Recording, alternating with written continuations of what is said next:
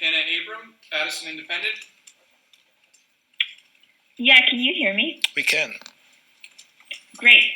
Governor, this is for you and also for Dr. Levine, if he's still in the room. Since listing your restrictions last week, but continuing to recommend that kids under 12 who are obviously unvaccinated wear masks indoors, sort of with tons of summer camps opening and lots of larger groups of kids inside and outside together unmasked, and this Delta variant sort of creeping up on us. Any additional thoughts? Interesting.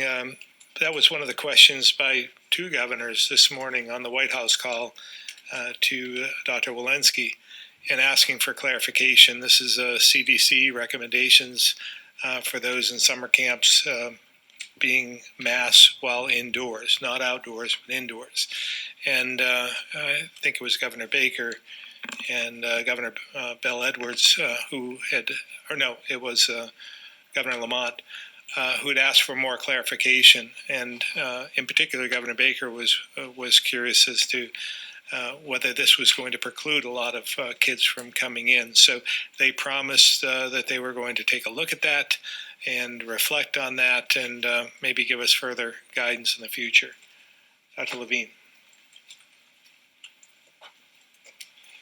And indeed, just to be clear, we have been referring people to CDC guidance in those very limited instances like summer camps where we had previously under Vermont Forward specialized guidance for those sectors. So like everything with COVID, this is a moving target. And we have sort of two forces against each other right now. One is the more rapid progression of the Delta variant, meaning it will be more transmissible, and it will be transmissible among unvaccinated populations, which of course by definition is people under 12 for a big part of that. But the other force, which I want people in Vermont to be very aware of, is percent positivity of tests, prevalence of virus in the state, amount of community transmission occurring within the state.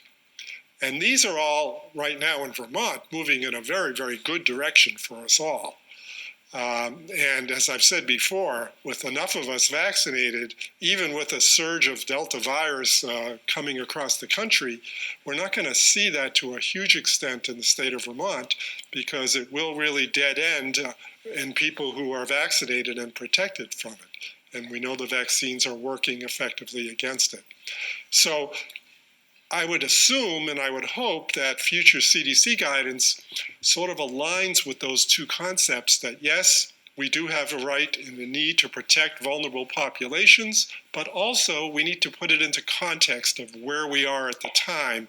And if we're in a place where very little is going on with regard to transmission of virus, a lot of these mitigation measures like masks, we may be able to relax significantly because of the fact that the risk of wearing them is, the risk of the wearer getting the virus is still so low where they are that maybe the mask is just putting too much trouble to the experience and it's not needed at all. So I didn't say that that's effective today in anybody's guidance, but I think that's where we should be moving, always knowing where we are in context.